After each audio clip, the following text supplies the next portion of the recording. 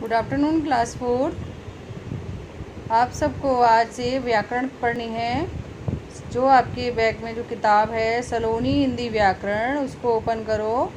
आज हम उसका पार्ट 1 करेंगे।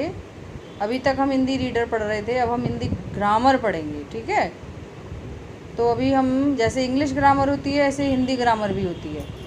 आपने 3rd में पढ़ी होगी, ऐसे ये 4th में पढ़ेंगे। हिंदी व्याकरण पार्ट नंबर 1, भाषा, लिपि और व्याकरण।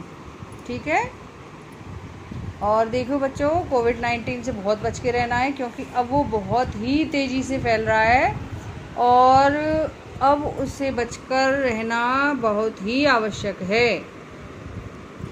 ठीक है, तो आप मेरी बात मानिए और घर में ही रहिए, और हमारे साथ जो भी कार्य आपके टीचर्स हम लोग आपको जो दे रहे हैं, भेज रहे हैं, उसको बच्चों पढ़ते रहो। तो देखो, भाषा क्या होती है? भाषा होती है, देखो, बच्चा जन्म लेने के साथ ही अपने भावों को व्यक्त करने लगता है। भूख लगने या कोई अन्य परेशानियां होने पर वह रोने लगता है। फिर थोड़ा बड़ा होने पर संकेतों द्वारा अपनी बात कहता है ना। तो लेकिन वो अपनी बात को बोल नहीं पाता है।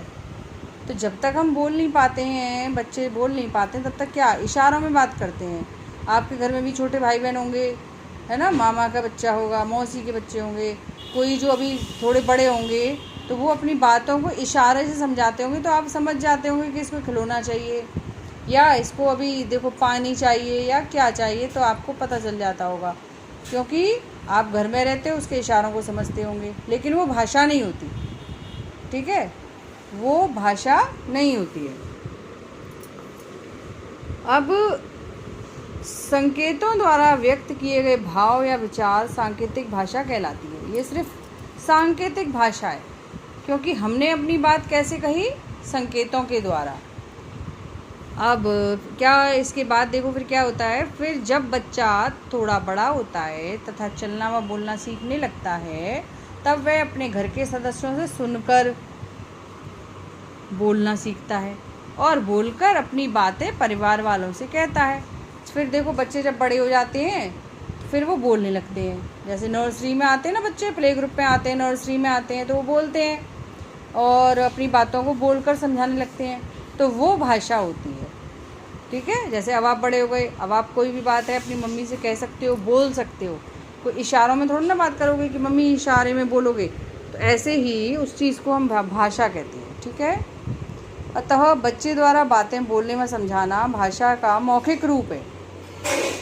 भाषा के इस रूप में बोलकर अपनी बातें कही जाती हैं और सुनकर दूसरों की बातें समझी जाती हैं। ये मौखिक रूप होता है। अपनी बातों को, भाषा को बोलकर समझाना मौखिक रूप है। ठीक है, तो ये इसकी परिभाषा है। देखो, बोलकर कही गई और सुनकर समझी गई बातें मौखिक भाषा कहलाती हैं।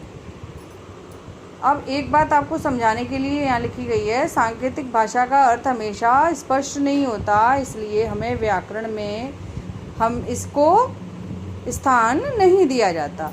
अब संकेतों का कोई ऐसा व्याकरण रूप नहीं होता है, इसलिए सांकेतिक भाषा को व्याकरण में, हिंदी ग्रामर में उसको कोई भी स्थान नहीं दिया गया है। ठीक है, क्योंकि देखो, बच्चे हैं आपके घर में, कोई छोटे बच्चे हैं, तो वो किसी चीज़ को मांगने के लिए कोई इशारा करते हैं, है ना। अब दूसरे के घर में वही बच्चा उस चीज़ को मांगने के लिए कोई दूसरा इशारा कर रहा है, तो क्या हुआ? ये भाषा कोई भाषा थोड़ी ना हुई, ये तो सिर्फ संकेत है, इशारा है। ठीक है, आगे पढ़ेंगे।